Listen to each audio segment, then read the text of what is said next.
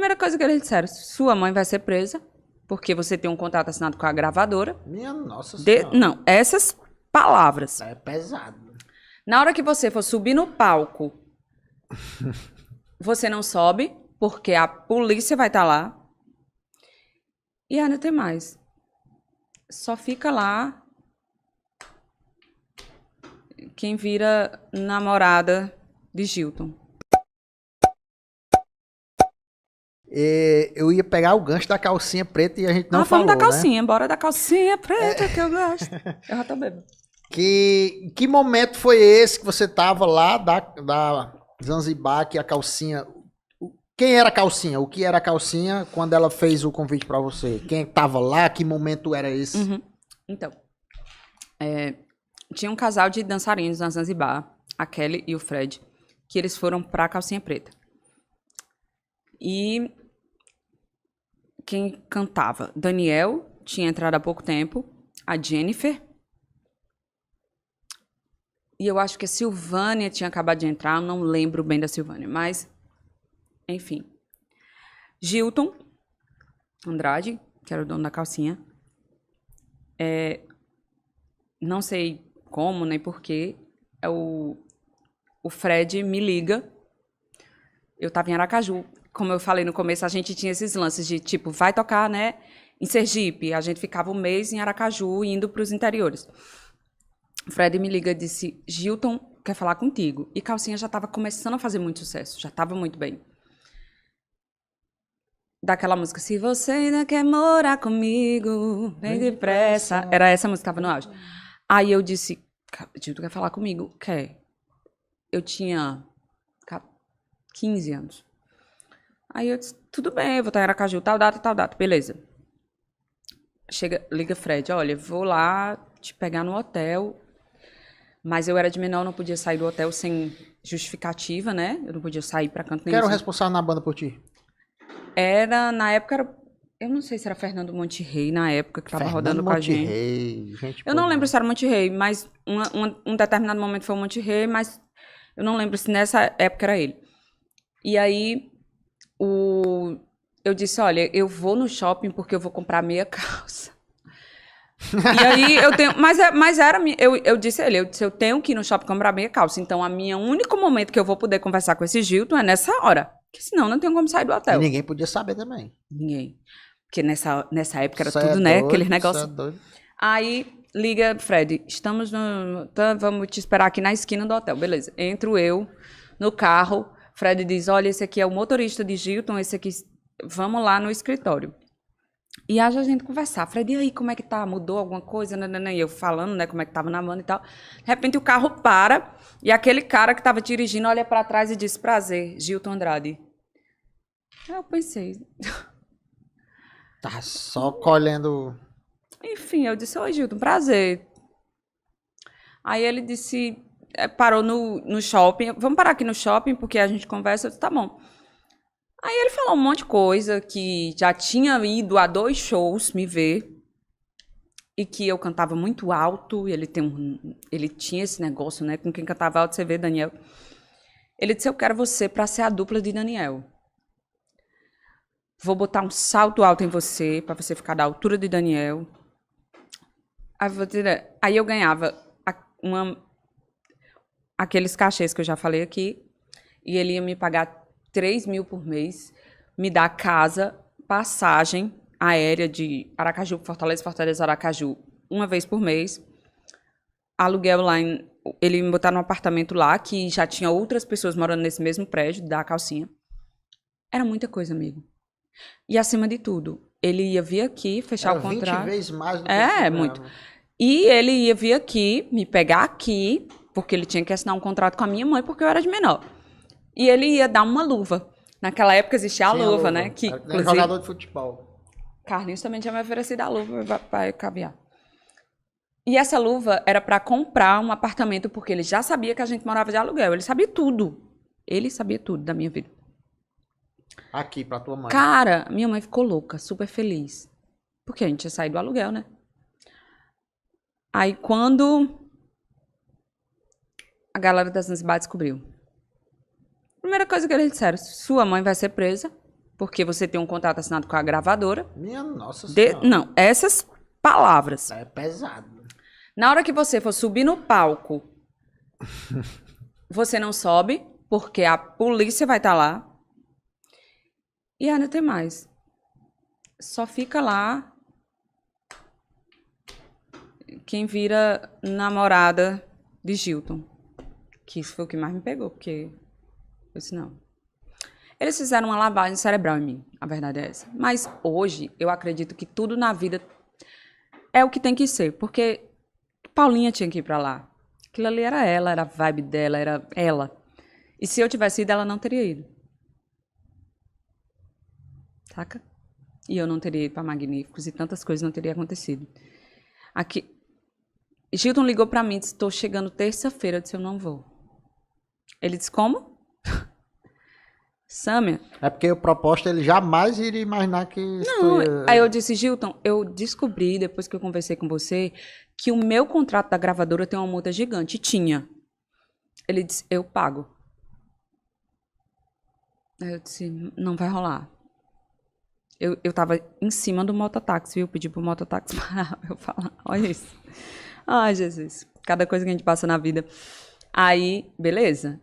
Eu disse, a gente vai ter outras oportunidades de trabalhar junto. Ele, comigo, você não trabalha nunca mais. Aí eu disse, tudo bem. Mas eu trabalho com outras pessoas, não se preocupe. E fui trabalhar com outras pessoas, né? Quando eu recebi a proposta para Magníficos, eu também não queria ir. Porque eu amava isso aqui. E porque eu não sabia nem onde era a Paraíba.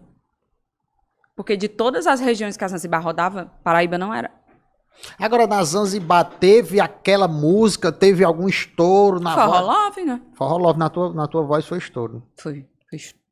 E quando eu saí, eu lembro que quando eu vim da minha primeira viagem com a Magníficos, que eu entrei no carro, eu peguei um táxi no aeroporto para ir para casa, tava tocando a música Ponto G. Eles tinham começado a trabalhar a música quando eu saí. Uma música chamada Ponto G. E foi muito foda para eles também, porque eles estavam investindo uma grana, mas eles investiam na música, eles investiam na rádio, eles investiam em tudo, só não investiam na gente. Entendeu? Essa questão de tu falar assim, às vezes me pega essa questão de falar assim de destino, do que era pra ser, é porque era pra ser e tudo. Eu vou confessar que eu ainda tô trabalhando essa visão pessoal minha. Você não acredita? Não, porque assim, às vezes eu fico em cima do muro porque assim, tem um lado da história da psicologia que explica que isso é uma ferramenta para você se conformar do lugar onde você chegou. Tipo assim, não, eu tô aqui porque tinha que ser. Uhum. Tudo que eu passei tinha que ser porque eu não consegui entrar naquela banda, aquela oportunidade, porque hoje eu tinha que estar... 50% eu acredito nisso, que realmente é o destino e tudo tá traçado e você hoje tá, porque passou aquele negócio todo. E às vezes eu fico pensando assim que, porra, mas será que é? Será que se você não tivesse aceitado, será que a sua história não poderia... A sua história é grande, isso não, a gente não vai negar. Mas será que não poderia ter maior ainda e outra história e tudo assim? Eu fico balançando em cima do muro, pensando.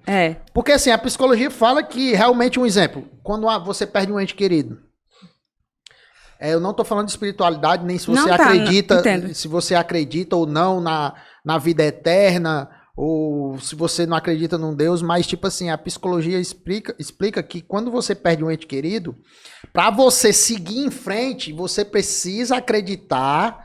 Ou é melhor você acreditar pro seu bem que aquela pessoa tá no lugar melhor e que aquilo era o destino dela, seja num acidente de ônibus que morreu 20 e só sobreviveu 1. Aquelas 20, Deus não salvou. E aquela que sobreviveu era plano de Deus e aquilo tinha que acontecer. Então, assim, é uma forma de você pensar, de você se conformar do que aconteceu tinha que acontecer, entendeu? Eu tô falando isso porque tu falou assim, tipo, era porque era pra ser a Paulinha. Então, e não era pra ser eu, entendeu? Mas sabe o que eu acho? De verdade. Eu dei uma viajada aqui, a vida, ela não gira em torno da Sâmia. A minha vida era, óbvio, né? Se eu tivesse ido, talvez pra mim tivesse sido melhor naquele momento. Porque, realmente, de fato, Entendi. a Calcinha Preta, ela valorizava mais os cantores do que a Magníficos. Mas não existia só eu.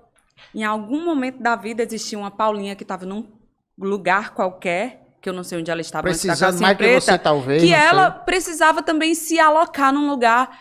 E, tipo, a oportunidade que eu tive de ir para Magníficos, a Paulinha não teria. Porque a Paulinha era inferior a mim? Porque ela era melhor do que eu? Não. Mas porque ela entrou na Calcinha Preta, ela era um perfil da Calcinha Preta, ela se encaixou na Calcinha Preta, que talvez eu não tivesse me encaixado. Entende? É outra visão. Então, assim, eu poderia dizer, cara, eu poderia pensar, cara, se eu tivesse ido pra Calcinha, minha vida era outra. Provavelmente. Mas se eu tivesse ido, ela não teria encontrado aquele lugar dela, que ela foi tão especial lá pra tantas pessoas, e foi tão importante pra vida dela. Porque a Paulinha, cara, nem todo mundo sabe, mas a Paulinha era uma guerreira, pô.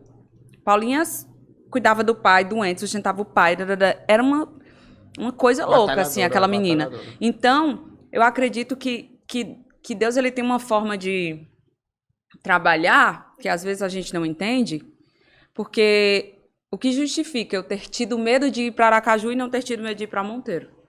Aracaju, um lugar que eu conhecia, que eu ia, que eu convivia, que eu tinha amigos, e ir para Monteiro, interior da Paraíba, que eu nem sabia que existia. Não menosprezando Monteiro, eu amo Monteiro. Eu não sabia nem de uma pessoa. Imagina de Monteiro. Quando disseram, você vem pra Monteiro, eu disse, gente, como eu faço pra chegar em Monteiro? Como é Monteiro? Onde é que... E tem muito também na questão de o momento de vida que você tá passando. Às vezes aquela oportunidade surge num momento que você não tá preparado e que você não iria usufruir e não iria ter um resultado do que se essa mesma oportunidade tivesse surgido há 1 ano depois ou 2 anos depois.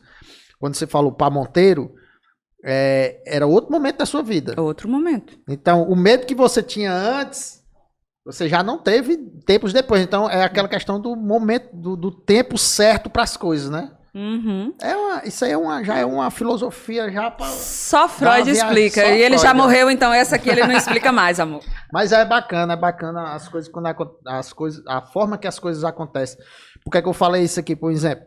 Quando eu montei esse podcast há quase 5 anos atrás, o primeiro episódio seria com o Emanuel Gugel. O primeiro. Que até o meu amigo Darlison ia fazer a ponte e tudo. E aí eu disse, cara, macho, já o primeiro, a gente nem sabe nem como é que vai fazer, nem como é. Eu não acho que é o momento. Claro. Quem foi o primeiro? O primeiro foi o Naldo Batera, que na época namorava com a Cali Fonseca. Você lembra? A Cali. Lembro.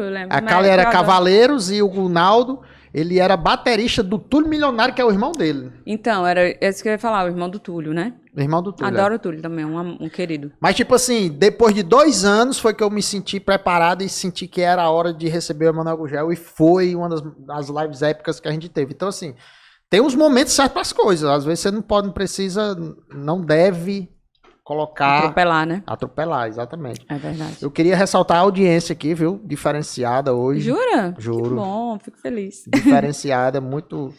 Esse foi só um trechinho do nosso bate-papo. Clicando aqui embaixo, você assiste o episódio na íntegra. Aqui em cima, você assiste outro corte. E nessa bolinha aqui, você se inscreve no canal. Compartilha esse vídeo e me segue lá no Instagram, @ArlindoOrlando.